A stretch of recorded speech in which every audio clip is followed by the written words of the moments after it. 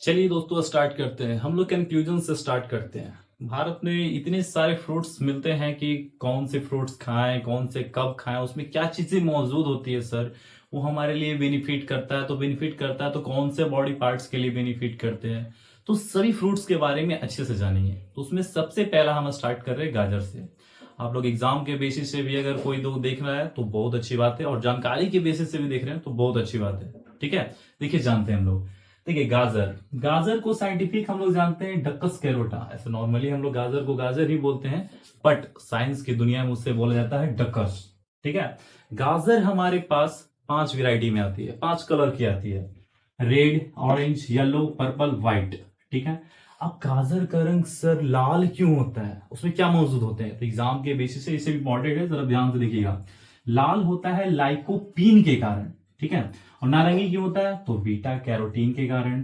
पीला क्यों होता है, तो ल्यूटीन के कारण। सर बैगनी क्यों होता है, तो एंथोसाइनिन के कारण। और उजला तो ये सर रंग द्रव की इसमें कमी हो जाती है। ठीक है, अब गाजर में कौन सी विटामिन पाई जाती है सर, तो गाजर में पाई जाती है विटामिन ए, K1, C और B6। अब कौन सी विटामिन हमें क्या फायदा करती है, इसके लिए हम एक अलग से वीडियो बना देंगे आप लोग के लिए, उसको देख लीजिएगा। फिलहाल गाजर के बारे में जानकारी लेते हैं। देखिए गाजर बेनिफिट क्या करता है, तो बेनिफिट ये हमारे होते हैं आंखों के लिए बहुत ज्यादा होता है, क्योंकि इसमें विटामिन ए पाए जाते हैं। तो विजन सपोर्ट में ये काम करता है, आपको देखने में मतलब आंखों की जो भी प्रॉब्लम्स होगी इसको सॉल्व करेगा ये।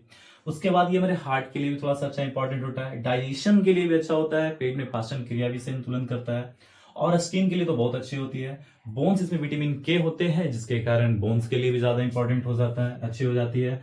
और मधुमेह यानी कि ब्लड शुगर की जिसे बीमारी होती है, वो पेशेंट भी इसे खा सकते हैं। क्यों, क्योंकि इसमें पाए जाते हैं फाइबर्स।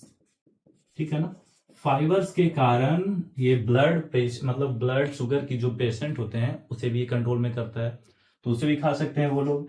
गाजर एक जड़ है ना कि तना, ये एक रूट है। ठीक है ना, बहुत लोग कंफ्यूजन हो जाते हैं, सर उसको मार के चले जाते हैं तना में, बट वो तना नहीं, एक जड़ है। ठीक है ना, और अगर क्वेश्चन पूछता है कि सबसे ज्यादा उत्पादन कहाँ होता है, तो सबसे ज्यादा उत्पादन जो गाजर है वो चाइना करती है। कितना, तो सर 18.7 मिलियन पर ईयर, हर एक साल में इसका दिखाता है 18.7 मिलियन इसका उत्पादन वो कर देता है।